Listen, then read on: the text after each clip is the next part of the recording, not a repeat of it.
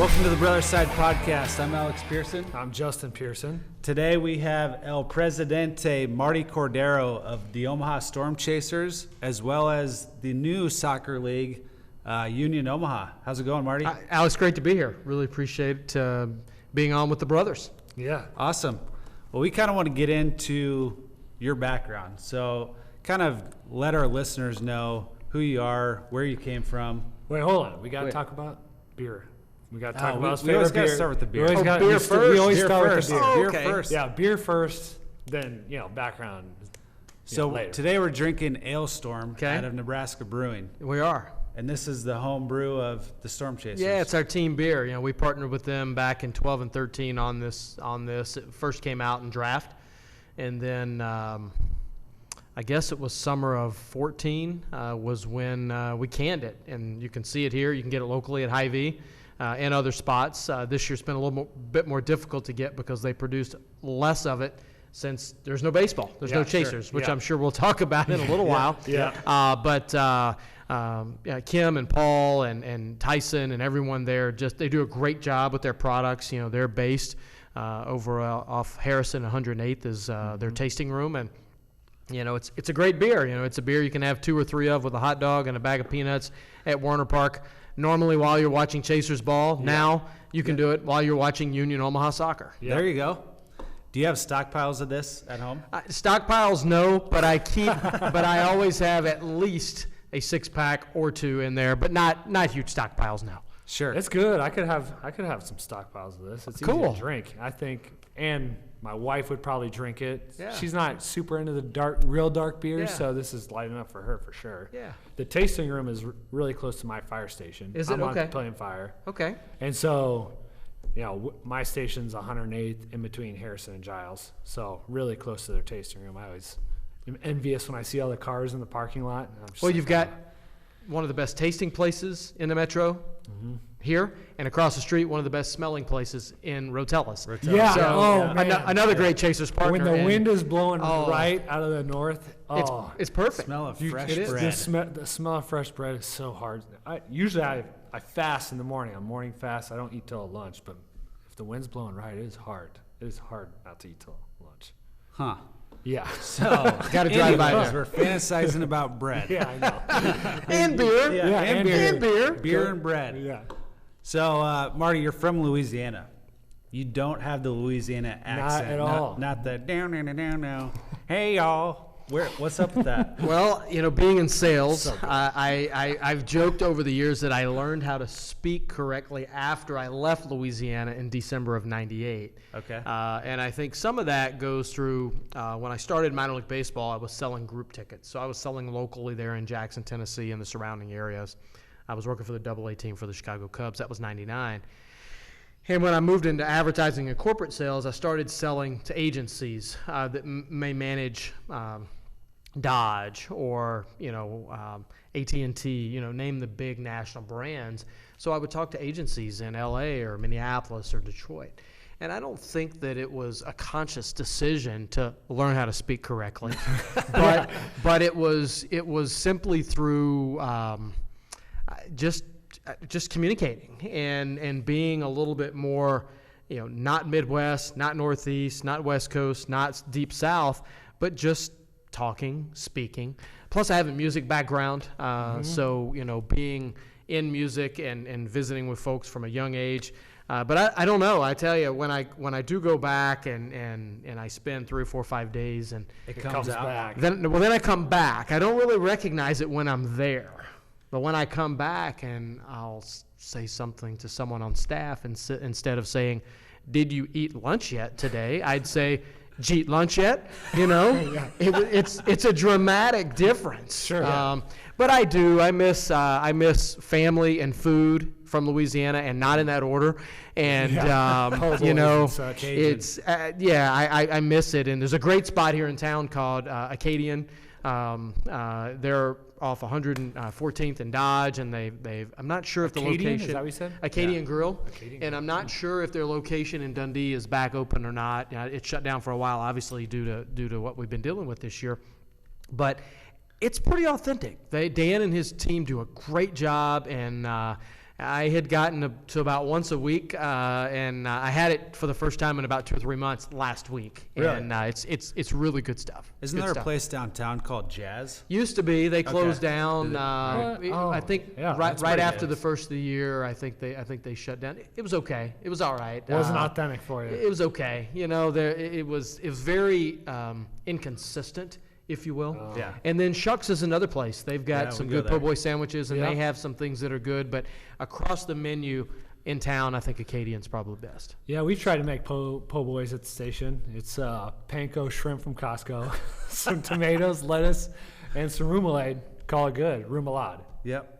And yeah, it's not authentic. But Bill it's- Bose lets you guys do that at the station? Yeah, Okay. oh yeah. All right. You know, I Chief know, Bose. I know Bose Yeah. quite well. He was at the ballpark last week for a meeting Was he? with me, yeah. Yeah. We do our best. It's very basic level. We don't have like a good cook at my station. I mean, we try. We try hard. Well, but you need to step it up then. I know, Yeah. we do.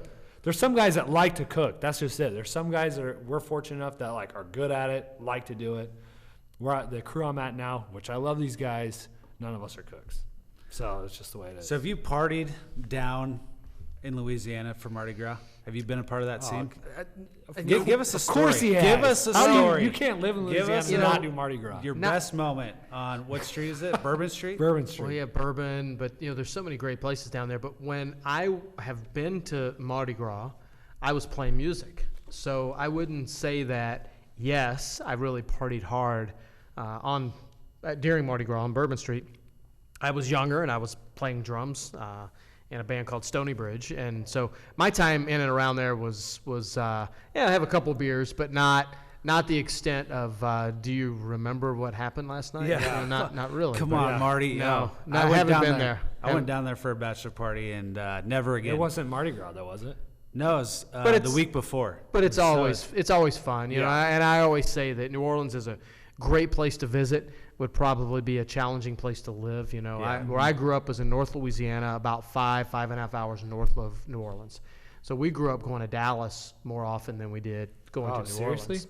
We did, yeah. We were right along I-20. We're about an hour east of Shreveport. Okay. So my early baseball was going to Texas Ranger games in Arlington, Texas. Was And, that your team then growing up? It was my father's team. I couldn't choose the team he cheered for. I don't know Really? why.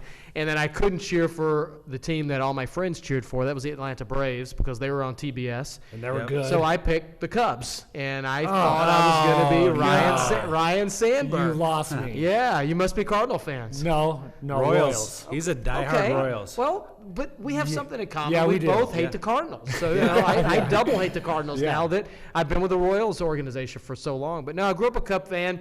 Not as diehard as I used to be because as long as I've been in the business now, 22, 23 years, it's become more about the people that I've met in the business and wanting to go on and see them succeed, whether they're in our staff to go on to realize their dreams or players that have come through the system to go into the big leagues or other people that I've just worked with in the business for them to, to realize their dreams. So I like the Cubs, but I don't love them like I used to. Sure. And I really like the Royals where I really didn't follow them that much growing up, other than George Brett. Everybody knew who Right. George Brett was. Well, mid-'80s were good to the Cubs. Or to the Royals.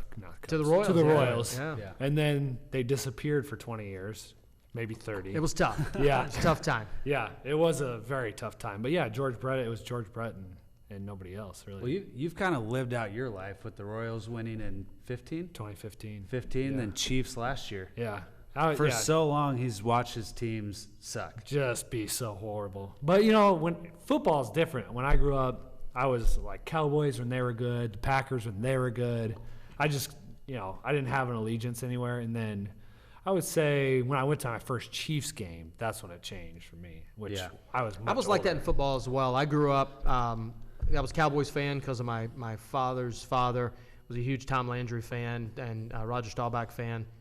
And then I had my aunt's husband's brother was David Woodley, and at the time he took the Dolphins to the Super Bowl in '83, I think it was. He was the youngest quarterback to start a Super Bowl game.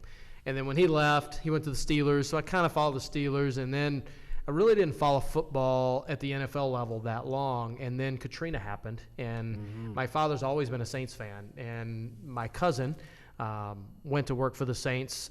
It was the summer before Katrina hit, and he ended up working with them until he passed away 2 years ago last month. and I became a Saints fan. You know, it was kind of that, you know, it's time to support, you know, the state that I grew up in. Yep. If I'm going to cheer at any point in time for an NFL team, and I have to say, I wish I would have cheered for the Saints earlier on, because my father and I would have had a little bit more camaraderie earlier on in my life. Yep. But yeah, Katrina kind of put me over the edge that, you know what, I need to be cheering for this team, and I did. And then shortly thereafter, they were good. They were Drew good. Brees, man. Yeah. What a class act. That Yeah. guy's a baller. It's hard not to the Who Dat Nation, and like they have such a strong support, you know, fan base, kind of like Nebraska. They do. I always bring stuff back to Yeah, Nebraska. always. I can't help Always. it. But they have a strong fan base. Drew Brees, they're really good. Have been good now for quite a while. They have been. Well, they won the Super Bowl in like 09. 09. Yeah. So I mean, yeah, they're. But this might be it. You know, from an NFL perspective, there's only so long that quarterbacks can last. Oh, yeah. Oh yeah. So and he's right there. Drew Brees is right this might be it. Yeah. And What is he, it's- 42? Yeah, I think he's He's- 40, 41. Yeah, Yeah. I think maybe 41. But, you know, with COVID, it's good. Hopefully they play. If they don't, you know, it could have. It might be the ultimate what if season for an NFL franchise. No kidding. Because he's this year or next year is probably his last year. There's no way the NFL won't play. Too much money at stake. You wouldn't think so. The Saints made the announcement yesterday that they're going to play their opener without fans in the Superdome, and Oh, I didn't hear that. you know, outdoor facilities versus indoor, and I could speak for days on that based on, you know, what we're doing at Werner Park and the Right. things that I've learned. And Alex, Yep. you and I spoke a little bit about that last Friday. But indoors is difficult, and that's why I think it's going to be extremely hard to have any college basketball, men or women, this season coming No. up. I'm not listening to you. Because Let's if end you the can't- podcast. If you're not going to have college football outdoors right now, then you're not going to have any indoor sport. You're Yeah. just not going to, and that's why the NBA is already looking at a bubble system next year, but with like 8 different locations they would do it. Yeah. They're already looking at it for next year. Wow. So you know, this is not just in sports, but throughout the entertainment, music, theater, local community plays, and things like that. It's and charitable organizations. COVID's just decimated all of us. Just has.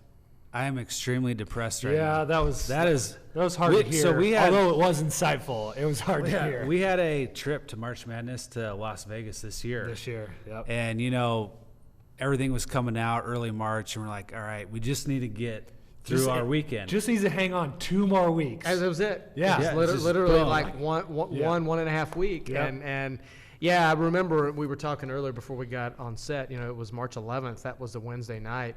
That's when the NBA stopped their games, and then everything else started to domino after that, because Yeah. Creighton was the next morning. They played Yep. the first half of their Big East game, and then they called was it odd at that they only halftime. played half. Well, what happened, I don't know if this is public knowledge or not, but the athletic directors were actually meeting during the Creighton game. Okay. So they had not yet voted, and had they voted yes to keep playing, then second half would have been played, but they Wow. voted no, and it ended. There were just a couple of minutes left in the first half when they voted no, and they decided just to let the half players play out. Let the half play out, and then that's what happened. I was Huh. curious about that. Yeah. till, Yeah. till, That was till really literally about awkward. 10 days ago, I found that out. So I just Really? yeah. It was really bizarre. Like, you know, Just let them finish at just- this point. Yeah, we've already played a half. What's the next? But the thing But is, it that's wouldn't why. have mattered because the rest of the tournament was going to be canceled. It was. So you could play the game, and Creighton was going to lose that game anyway. Like, they were not playing well. They were like down 10 at halftime. Were they? Yeah, I couldn't remember. But you Well, don't they didn't think- have Marcus Zagorowski, and that was a huge. Yeah, huge that would have been a difference big maker. loss. Yeah. So anyway, yeah, that was weird. That was weird, but that's really interesting that they're having that vote at that time. But you don't think there's any logistical way to play indoor sports this winter? I'm not saying there's no way. Just but- just so kind of like unlikely to 90% happen. chance. If it's done, you know, it probably is going to be without fans. And you have to I'm think okay with that. from a sports perspective, and in the things that we have seen in the research and studies, is basketball is the sport that gives the highest risk, has the highest risk of transfer of disease and illness based on the proximity. Soccer's so spread out. Even in football, you know, they could do face shields or a number of things that they've looked at from a football perspective. Baseball is spread out. Basketball, you're Right up Oh, in yeah. somebody's for grundle. the whole game, Yeah. 40 Yeah. minutes, 48 minutes, whatever it might be. So I'm not saying no, but it would be difficult with fans. And even without fans, there's some challenges. So I don't know how we got here. You asked me where I'm from. Yeah, but well, we're talking well, about we're here. basketball. We just kind of That's diverge. Great. That's great. Yeah, so the Storm Chasers this year didn't have a season. And what is that looking like for next year? I mean, what are the things that you guys are thinking about that we as fans don't know, Yeah, going back to late March, we started looking at, okay, well, we start June 1, well, we start July 1, and once we got into June, we pretty much knew that it was going to be difficult for us to have a season. And June 30th, the season canceled, and that was primarily led by Major League Baseball and the Major League clubs saying they weren't going to supply players to the minor league teams. Yep. And it was because of COVID, but had they said yes, we're going to supply teams, there were some conversations on, okay, if we minimize air travel and we do pod systems where it's just bus, because it could have been Nashville, Memphis, Iowa, and Omaha, for example, for a AAA pod, that could have happened for a month and a half, 2 month season, something like that. That didn't gain enough traction, so yes, it was canceled. The professional baseball agreement, which spells out between Major League and minor league baseball what we do for each other in our relationship, expires on September 30th. So right now, there is not an agreement for the 160 clubs that are part of minor league baseball to continue to be affiliated clubs for Major League Baseball. Wow. That has to be flushed out first. Okay. And when that's flushed out, then we'll get a 21 schedule, and then I would be able to better answer that. But some of the things that we're looking at now is re-envisioning our facility as it relates to physically taking out seats. Right now we have them zip tied. We're down from about 6,500 fixed seats to about 2,200 fixed seats is what we have right now in our seating bowl. Yeah, and just like blocking seats off. They're all zip tied. They're these huge, big industrial zip ties, and they're blocked off because someone's going to try to cut them off. Yeah, that's happened quite often. Yeah. And the interesting thing is, you can't sit there. It happens more on the events we have 200 and 300 people versus the events where we have had 2,400 people. Interesting. Well, you got a couple hundred people think they can sit anywhere because nobody's there. It's human nature. Yeah. It's just human nature to be stupid, and it's true. It's true. And unfortunately, it's a sense of entitlement. And so we're dealing with those things when we talk about trying to open up for basketball. Yeah. People are just inherently dumb, and that's why those of us quote that. Those of us that have to provide health and safety measures for people coming into our facilities, it's a challenge. So we're looking at that. Instead of zip tying, we're talking about physically taking seats out, physically making new rows, because if we were to do that, we think we can get more than the 2,200 seats, because we would be able to structurally socially distance instead of just using zip ties. Right. and using laminated signs and things like that. So we think we could get closer to that 3,000 or 3,100 number. And I tell you that to answer your question because that's what 21's looking like for us right now. And if we can plan that way, and if there is a vaccine or if there are new safety measures, new treatments for the virus that would make things where we can have more than those number of fans, then it will be easy to put the seats back in and not have to go through those measures. But if we don't plan for it, then we'll never have success. And right now in Nebraska, the recommendation by governor is 75% of capacity is what you can have in your outdoor facilities. Okay. So we're at 9,000 is our capacity. So that says 6,800 is the number we could have. But there's this thing called social distancing that we also have to adhere to. Right. So the 75% is just a baloney number. Yeah, it's something. And he knew that when he said it too. Had to have. It is. Now, if you're talking about an outdoor amphitheater or somewhere that doesn't have fixed seats in cement, then you could, if you have enough space, enough acreage, you could possibly spread out, to be able to see, okay, 75% of what the fire marshal says and those numbers, but we can't. And we could have pushed those numbers, but we've chosen to not do that. We've chosen to be very safe because I'm worried about 21 and 22 and 23 years, right? Not just August 21 and August 22 and August 23. I'm worried about numbers of years. We're down from 30 staff members to around 10. That's just our organization. There are some other minor league clubs that are down from 40 to 6 and from 30 to 2, and some that are down from 10 to 1. That's like a It's like you and one and the other person. janitor. It would be. It would be. So Martie's running it all. This has been quite difficult for, again, not just minor league baseball, but those are the things I can speak specifically to, and minor league soccer as well.